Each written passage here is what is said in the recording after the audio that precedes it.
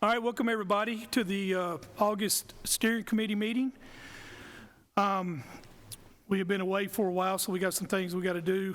First thing, I want to call on Vice Chairman Pettis-Reed and approve the minutes.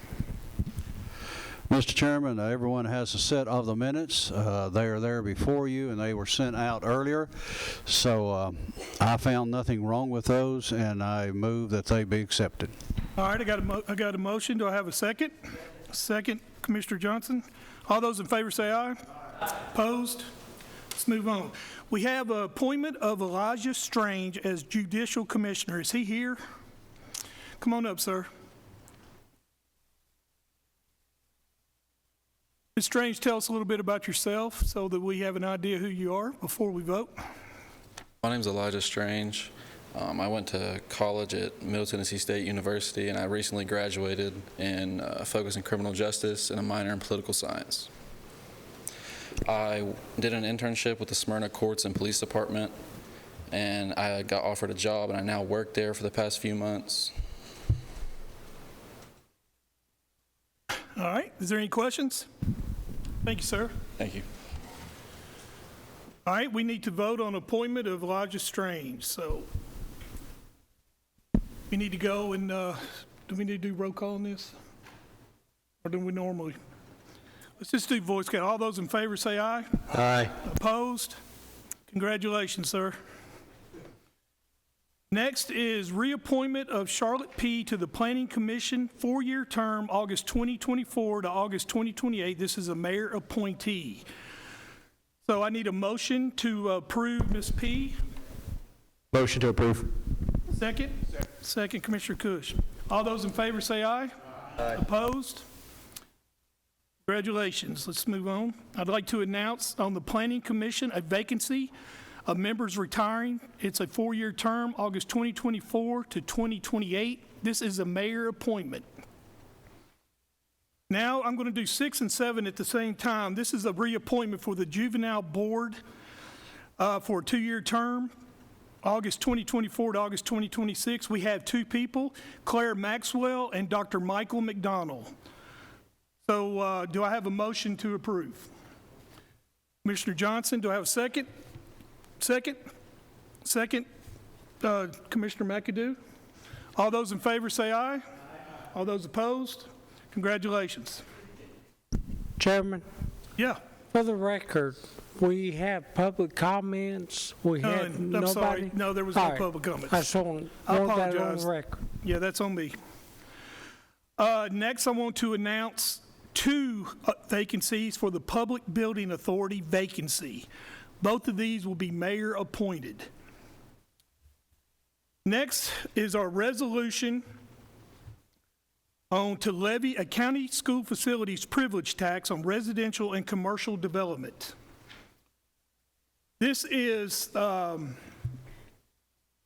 can find the number here. This is the House bill and Senate bill that was passed into law, and I believe it's in May or April, May, I can't remember. But what this is this raises our facilities tax from $1 to $1.50 per square foot. It also has a $1.50 per square foot up to 250,000 square feet for commercial. I'm sorry, 100,000. I apologize. Now this law, this is not a bill, this is a law that went in effect, and what we're doing is the steering is asked to ratify this resolution and send it to the full commission to where it had to be a 2/3 vote in consecutive meetings. So, Nick, do you want to comment on this? Are you good on it? If the commissioners have any questions for me, the chairman pretty much stated it. The idea here would be to do the first reading at next week's commission meeting, then the second reading has to be done in September. So it doesn't need to come back here to steering in between those 2 meetings, but it has to be adopted by a 2/3 vote at 2 consecutive county commission meetings. And just to restate what the chairman said, this makes residential property taxed at $1.50 and commercial property also taxed at $1.50 up to 150,000 square feet. there any questions, Chairman Phillips? Thank you, Mr. Chairman. Just one quick statement. I've seen legislation come and go in the last 30 years, but this is probably the worst piece of legislation that I've ever seen. But it's what we have. Nick, if we don't adopt this, what we do have currently goes away. So we're left with nothing. I actually haven't been asked that question. I'm going to say the answer, at least knee-jerk, would be no. If you don't do anything on this, I think that what you did a few years ago still continues, which is $1 per square foot on residential property, which still allows you to raise it every 4 years by 10%. Now, if you don't do anything, there are two things that you will not get. One, you won't get the increased amount from $1 to $1.50 on residential. And two, you won't be taxing commercial, because you're not taxing commercial development under your current tax. And I also want to add, It's my understanding that the new law is an updated law from the other one, which would mean that the other law does not exist. So, Well, it did exist at the time that we passed the $1 per square foot. They amended this law to update the authority of counties to assess an increased tax from $1 to $1.50, and also gave the counties the authority to now tax commercial, which was not in there before. So I don't think that this repeals our current tax that we have in place for the school facilities tax at $1 per square foot. I think that that would continue on.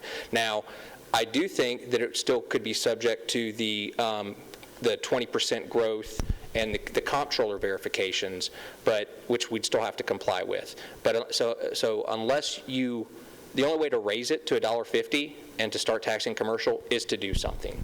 so in essence, the requirements for us to continue to grow at a 20% level are in effect, whether or not we adopt the $1.50. Correct. So regardless of how we feel about the legislation, it wouldn't make sense for us not to adopt it. That would be a question for you all, but if you want to increase the revenue derived from the school facilities tax, you would act on it via the resolution that's in front of you.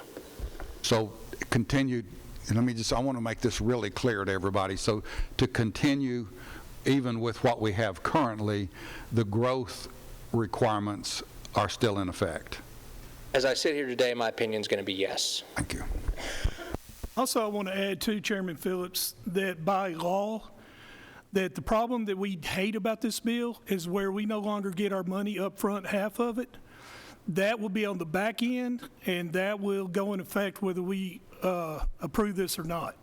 So our cash flow and our ability to collect up front will be hampered because it is a law. I don't know if Michael Smith is here, but if he is there any way he could comment on maybe what that would cost us over the next year or so, as far as 50 collecting those cents? revenues? Okay, you're talking about like for not getting the money up front? That's right, yes. Yeah, I'm going to say, just based on conversation with him, and if I don't see him in here, but I would say probably 85% of the money we receive on the $1 per square foot has been up front. So most time people come in there and they can pay their half, but they just normally pay the whole thing. So and I'm not saying that couldn't keep happening, but by law, a builder doesn't have to do that. He can wait on the back end. So in essence, it could cost us several $1 million this coming year. Well, it won't cost us anything, but it will hurt our cash flow by those millions of dollars. But it also depends on when they build a house. When you get a CO. So some people might build a house in 90 days, some might take a year, but it's not money we're losing. It's money that will be coming in. Well, there's Michael as we speak. You want to ask him a question? Could you, you probably heard that, Michael. We were asking about, Come on up here, Mike. while you're walking up, we were asking about the back end of the collections versus how we've been collecting it, and what that might cost us this budget year. things remaining the same? So we did lower our estimates just for a timing difference on the budget. I think we lowered, I don't have it in front of me, I want to say it was $1.5 million we lowered overall for the whole year that we lowered the estimates.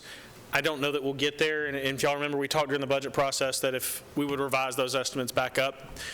Both of those, that funding goes in both the school's capital projects fund and our debt service fund, so they're not going to affect our general operating fund budget. And so I need to look and see what we've gotten through the July, through the first part of the month here.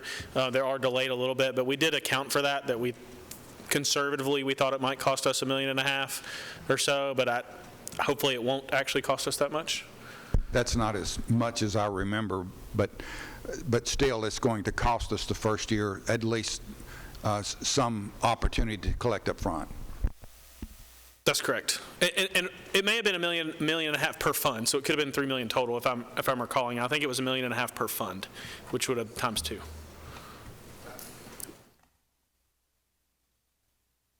Any other questions? Mr. Chairman? Yes, sir. Well, I want to ask that if we, as the steering committee, vote to send this, are we basically just voting to send it on to the commission? Is that all we are doing? Yes. We're not voting it positive, negative, whatever. We're just giving the rest of the commission the I'm opportunity asking to for a vote. recommendation from this steering, so yes, there will be a roll call vote. If there's any other questions? Do I have a motion? Somebody, do I have a second? Second. A second. All right, let's do a roll call.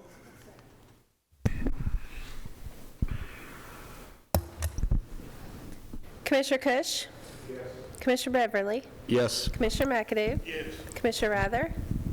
Yes. Commissioner Johnson? Yes. Commissioner Reed? No. All right, Chairman Harris? yes. All right, motion passed. Move on. Mr. Chairman, if I could, real quick. Yes. There's another aspect to this regarding the comptroller form. Would you like me to explain it? I do. Real quick. So as part of the new law, in order to adopt what you just recommended onto the commission, the comptroller is requiring that the county send a verification form that verifies that based on last census data that we grew by the requisite percentage amount that the statute requires us to have grown by to do this tax. It also says that the governing body has to authorize the sending of the form, which you would do based on what you just did here. But you need to do that in a separate motion to authorize the filling out and sending of that form, and authorizing an official, whether it's the chairman of the commission or the county mayor, to send that form to the comptroller. Okay, so what he's saying is that we want to give authorization to the chairman of the commission to sign form to the comptroller, which all it does is certify that we qualify under the growth aspect of this law. So do I have a motion to approve chairman of the commission to sign this form? So moved. I have a second. Second, Commissioner Johnson. All right, roll call. Commissioner Cush? Yes. Commissioner Beverly? Yes. Commissioner McAdoo? Yes. Commissioner Rather? Yes. Commissioner Johnson? Yes. Commissioner Reed? Yes. Chairman Harris? Yes. Thank you. And Mr. Chairman, one more thing, and then I'll pipe down. In order to do the second reading, just so everybody knows, which would be presumably in September to finally adopt this thing, we have to have the form back from the comptroller. So I can get with the chairman and get him to execute the form, and we'll get it off to the comptroller, and then we need to have it back before we do the second and final reading. So I'll keep up with that. If I have any trouble, I'll let you know. Okay. All right. You good, Jeff? All right. Any other questions? All right, let's move on. Next is our lobbyist report. Come on up, Will.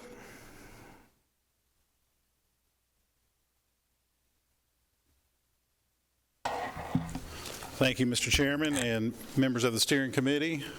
And thank you, Nick. That was what I was going to talk about, was the form which we just got from the Comptroller's office. It's a necessary requirement, just like he said, for enactment of this.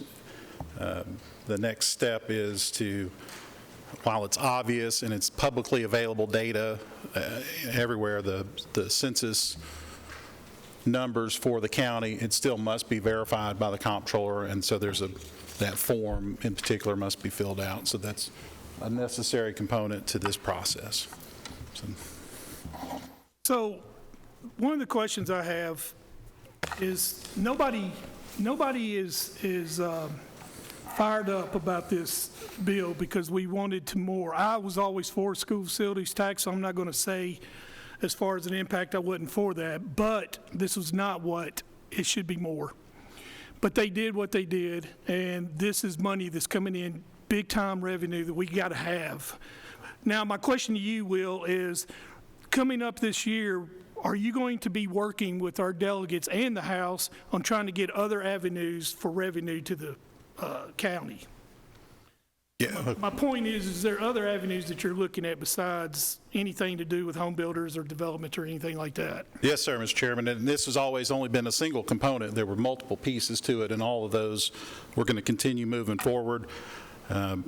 These efforts can take multiple years, but yes, sir, this isn't the end. This isn't the end result. And as we had talked about and we had the meeting at the chamber, $30 million was the number that we were trying to get to. $30 million is, of course, hopefully the costs stay about the same, but if the costs continue to increase, that number may increase. So this is just a piece. There's more pieces, and that's what I've talked to Senator Reeves and others about, the multiple components to this. And yes, that's exactly what we're doing. So just to name some, we could do gambling fund, lobbyist, or the school fund, sales tax, mineral severance tax. Is there anything I'm missing? So it's lottery excess funds. Lottery excess funds are in the Constitution. They're required to be spent on K through 12 education. This capital, it's been over 20 years. It is time for the General Assembly, I think, to enact that component for the lottery. The sports wagering dollars seem to make a natural flow to follow in that same method. Of course, these will be statewide initiatives. It won't be as narrow as this, where this particular bill really only applies to Rutherford and Murray County. These other initiatives are going to be more statewide because they're going to have an impact across the state. So lottery excess funds, sports wagering funds, real estate transfer tax share, and like you mentioned before, the mineral severance tax. Of course, if we want to go mineral severance tax at some point, we need to probably dial in exactly what we want to request on that, because that's a number that we move forward. But there's also been discussion for years about getting counties a similar agreement that the legislature enacted with municipalities, where they have a revenue sharing program. So the state shares 4.6% of sales tax that's collected back to municipalities. And so for years, we've asked the question, why don't you share that back with counties as well, since counties are a political subdivision of the state and have the requirement to fund schools and jails and these really heavy, expensive items. So general revenue sharing is also another component. That tends to get contentious sometimes with the municipalities. We're certainly not trying to take money away from anybody else, but if the legislature is going to continue to see record revenue, then a share back to the counties, it's a good time for that discussion for sure. Anybody got any questions? Well, we appreciate everything you do. Thank you, Mr. Chairman. Thank you. All right, I'm going to jump to 13. Let's go over our litigation list. Is there any questions concerning this list? Seeing none, let's move to our HR report. Sonia?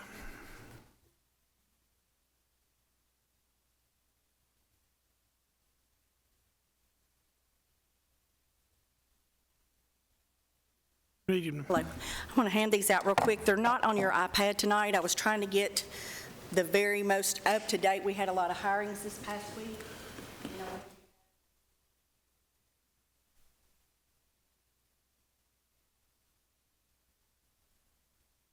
Thank you.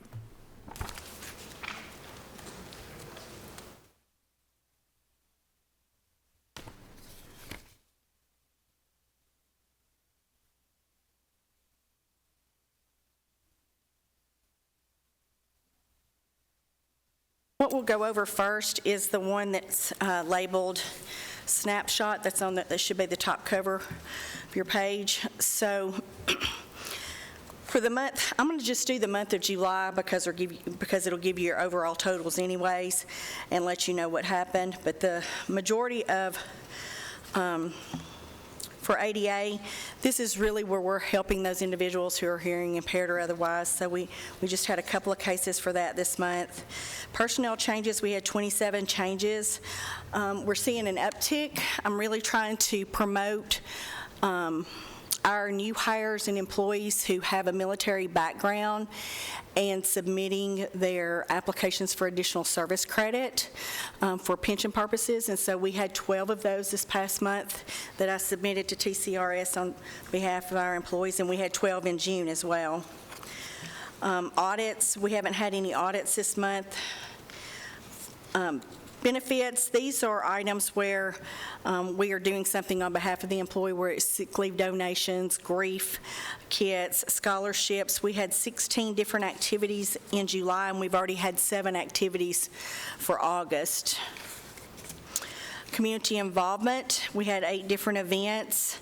One of the things that we have participated in is helping to build the booth at the Tennessee State Fair on behalf of Rutherford County. I'm on the CVB board, and so Lisa Kay and myself went and met with them to build the county's booth, and then also participated in, helped with the Taste of Rutherford this year to make sure as the county's representative for that. And then we had 3 different Read to Succeed events this year. I mean, not this year, this month.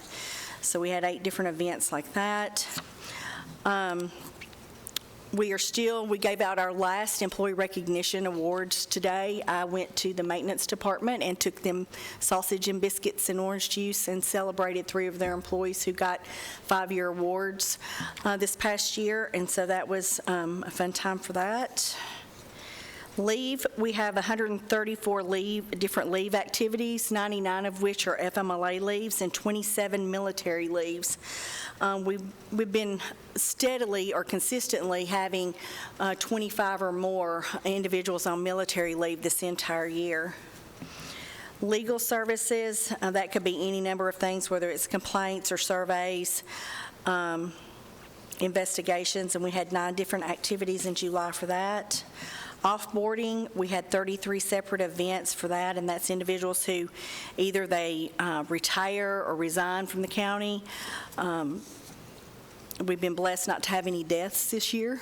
Last year we had a couple of deaths. Onboarding, we had 301 activities. We did 212 salary evaluations, and we had 55 new hires in the month of July, and we had 38 new hires in the month of June, which is a lot of new hires.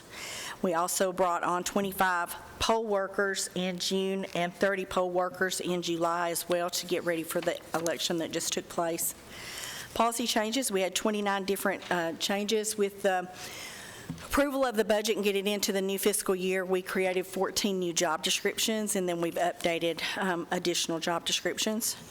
Promotional activities, these are things that people in the community offer as a thank you, I guess, back to our employees. And so we have 18 events going on right now from different organizations, anywhere from T-Mobile to Nashville Shores, Kentucky Kingdom, Opryland, Gaylord Opryland Hotel.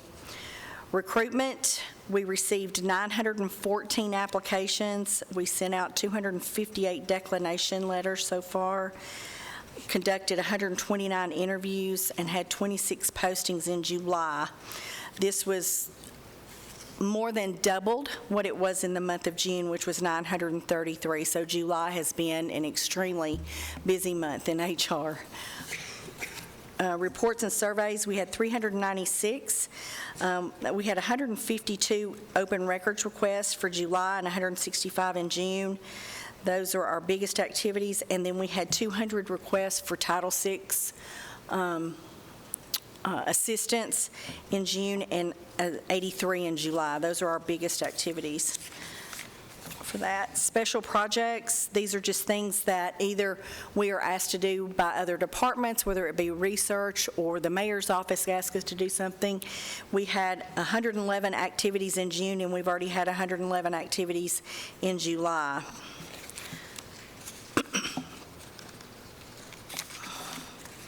Evaluation and testing, we had 139 of these activities. Most of these are around like random drug screens, pre-employment screenings, those type things, CDLs, fit for duties. Title VI, we did 200, well, I already mentioned that, 200 language interpreters for June and 83 in July so far. Training, we conducted trained 194 individuals in the month of June and another 121 individuals in the month of July. And that covers our activities as far as a global approach to HR. Are there any questions about this report?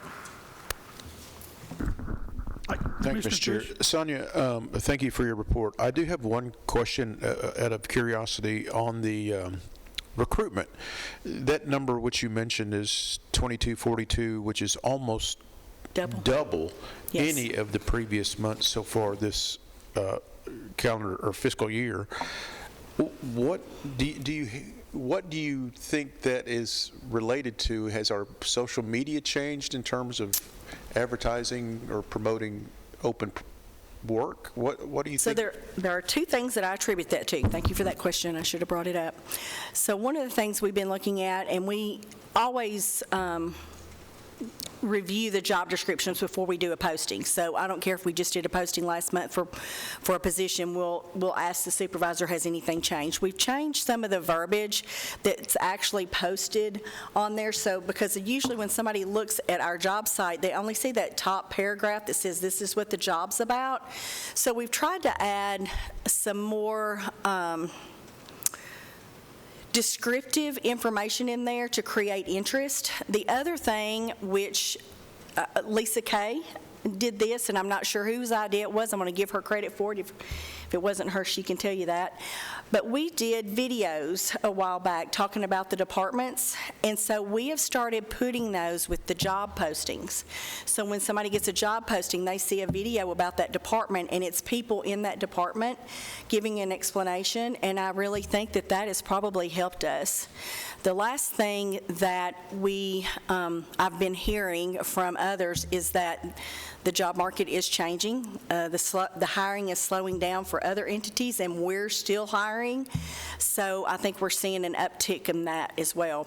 But I do think one of the things that helped is us changing that descriptive paragraph in those videos. I really do. And I give that credit to my team. Not going to take any credit for it. It wasn't my idea. It was theirs. Jonathan? I just have more of a point away from the report, so I'll wait until after we approve. But. All right, good. Do I have a motion to approve her report? So moved. Mr. Coons, got a second? Second. Got a second. All those in favor say aye. Aye. Opposed? Go ahead, Commissioner Beverly. Thank you. For those of you that watch public safety or were in the room, we talked about some of our first responders' compensation and kind of how that compared, and Sonia was on the money, I guess, before we even got back to the House, sent us an email providing some very vital information about our public safety entities. When we compare pay, though, is it based on our geographic location, like departments within 30 miles, or is it based on county size? So each year, I come before the commission, and I'm not sure, I can't recall, I'm pretty sure it started in steering. We always have asked steering to come up with the entities they want us to compare to.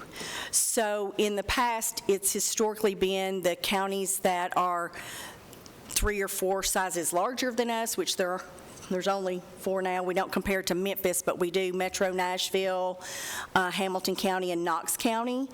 And then we do the large cities. So we would also be doing Knoxville and Chattanooga.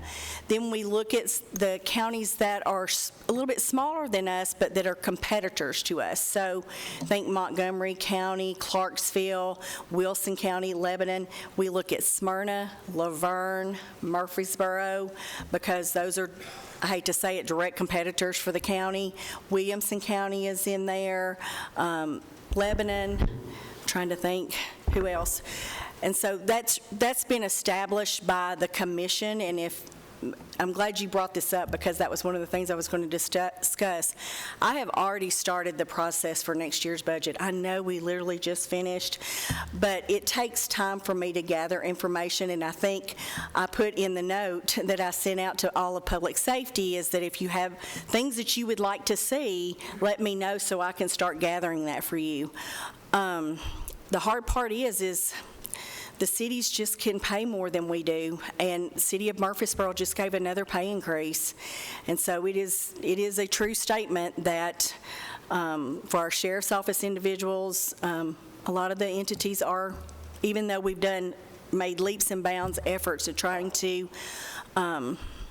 get just close to equal, they continue to escalate those pay increases. And so, and I'm told that there'll be another one when the fiscal, potentially in December, for some of the cities. So I have noticed a trend. I'm part of a group, it's called the 20-Mile Group, and the gentleman in Laverne started this, and it was supposed to be for all the counties and cities within a 20-mile radius of Rutherford County. We get invited, and we go once a quarter, and we just talk about what we're experiencing. Could be anything from hiring to whatever. And most of the cities are doing 2 increases a year. They're doing it during their fiscal year, and then they're doing it 6 months later. And so that makes it hard for us to keep up when that happens.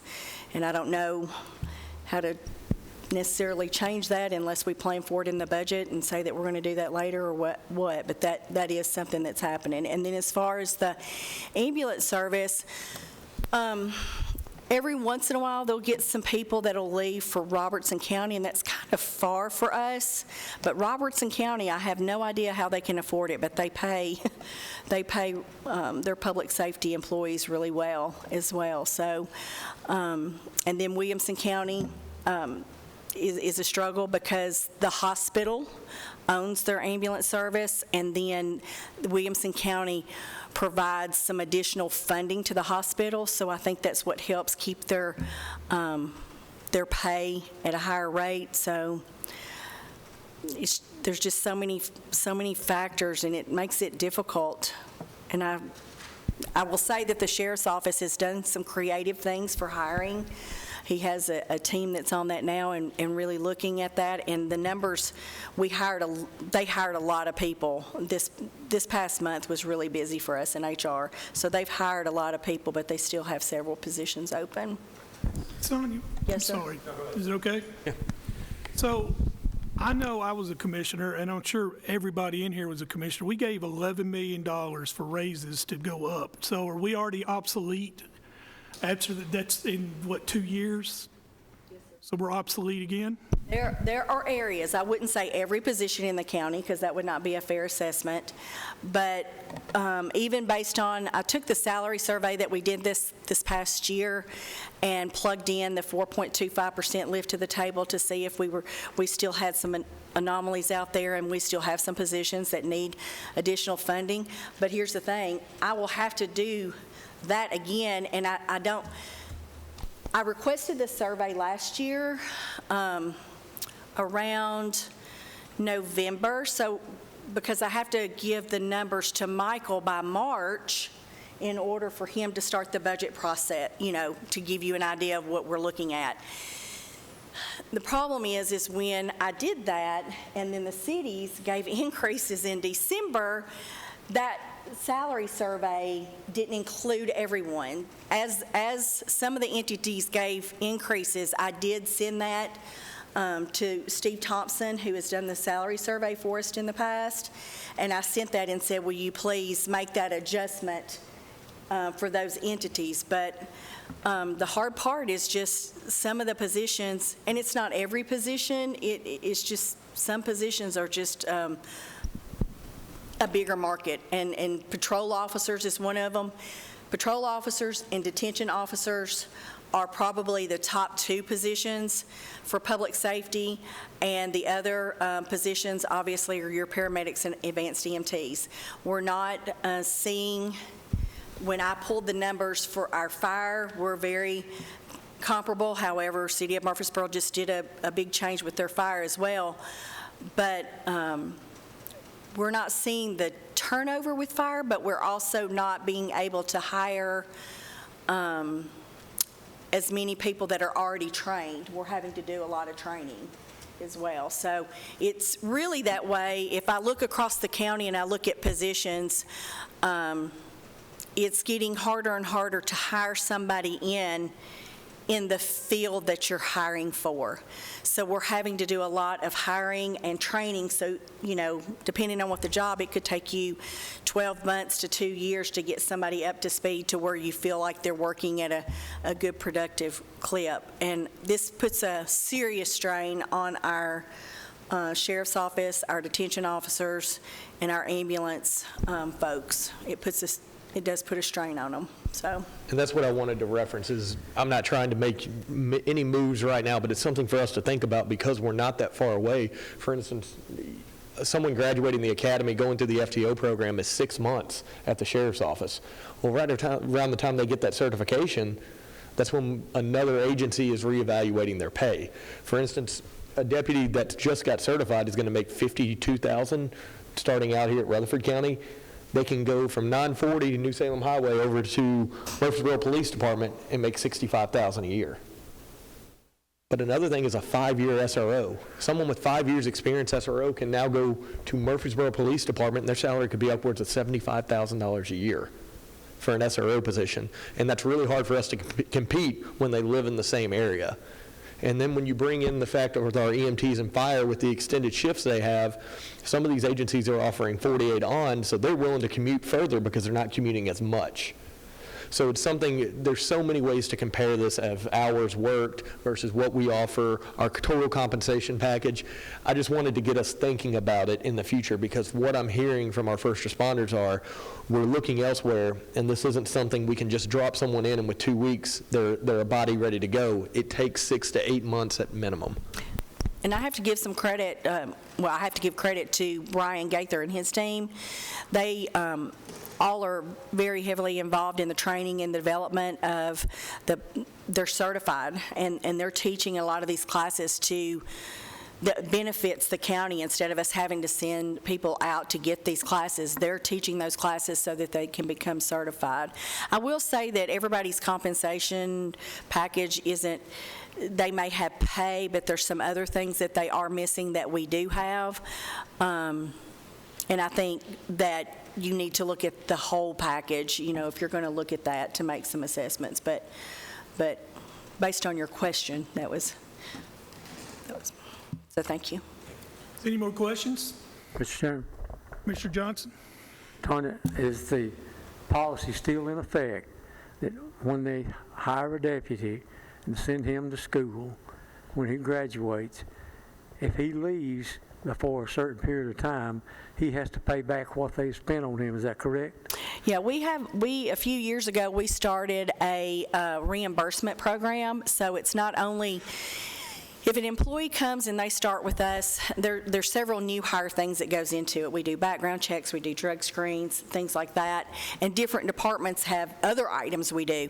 So we have a reimbursement agreement for that. If the employee does not stay with us for a year, if we let them go because we asked them to leave, we don't collect that reimbursement because we've asked them to leave. But if they resign for us, then they have to reimburse us for the new hire cost. And then the part with the training, we are sending a lot of people for training, the fire academy, the police academy, those type things. And we have them sign agreements that if they go to that post academy, and it's, I forget how much it is now, but they have to prorate us. So if they, and some of the things they have to stay for 3 years. They have to stay with us 3 years or reimburse us on a prorated basis for those things. And so we've done that not to penalize somebody, but I don't think it's fair that the taxpayers should be paying for their training and then them going to another county to do something else. So that's part of the way to try to recoup the money. And I've noticed if anybody that's on budget, I've talked about that before, because we've got that one line that's the biggest line in my budget is all those costs. And so we've been blessed, and I'm afraid to even say it out loud, that we've not had to ask to raise that, and so we've been kind of managing that within that, if that makes sense. Any other questions? It does, and I also want to add, though, while that can protect us, knowing that's there, some of these new folks coming into the field look at that as, well, why do I have to sign something to promise to stay? Shouldn't it all work out anyway? But the unique thing about emergency response is some people get in and realize it's not for them, or they have other obligations there. But it can cut both ways. But I appreciate the information. And again, the whole purpose of this conversation was to put it in everyone's mind. In a couple months, we really have to start thinking about how we're going to attack this, because we could find ourselves in the predicament again. We have to do a major increase just to get back up, and because it's moving very, very fast. Well, and I think I put in the public safety notes, and I'm sorry, you're making me think of things, but what I have found, this has been true for a very long time, that if somebody comes and stays with us between 5 and 7 years, they stay with us. That's really the cutoff. So I have some ideas for next year's budget. I have talked to Micheal about that, some ideas, and I don't want to, how we change the structure of our table of sorts in order to attract more at the beginning, because when you look at what another department pays long-term, a lot of times we outpace them. What I'm seeing now happening is people are leaving, let's say, town of Smyrna. They'll work there until they get their retirement at, I don't know, what is it, 20 years with you guys? Or it's based on, oh, okay, so they can do it whenever they want to. Okay, so they may work somewhere else for 15 or 20 years, but our top out is better than their top out. So they're retiring from their other organization, and then some are coming into us later. The problem with that is then that we want the people and we want the experience, but then they're coming just long enough to get another pension. So it's kind of a can't win kind of thing. But anyways, so. Thank you very much, though, for the information. You're welcome.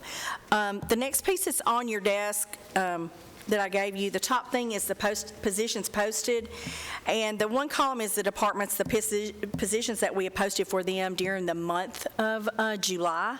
The other side is the ones that are active postings as of right now, and those are how many applications. And unfortunately, some of our jobs, as you can see, the paramedics, we've got 0 applicants. Our EMTs, we've got 0 applicants. That's, the ambulance is the one that seems to be struggling the most. The posting for certified officer that's just opened July 22nd, we have 12 applicants. Deputy clerk, Lisa Kroll's office, every time she posts a job, she'll get 90 or 100 applications. It's the most interesting thing. The other page that I did, I highlighted this to give you an idea. I thought it might be more meaningful to you. These are active as of today. That's why you're getting paper copies, because we had a lot of information I had to update.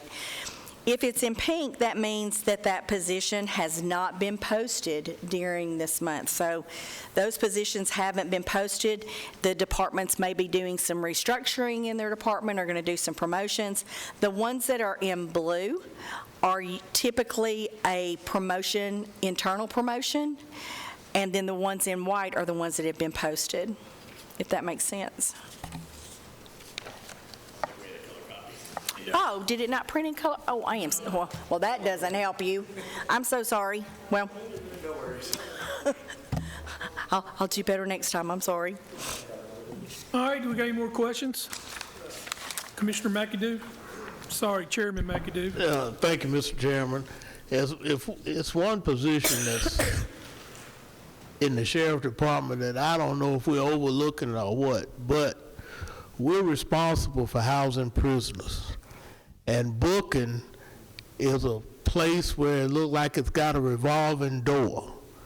So we definitely need to see what's going on there.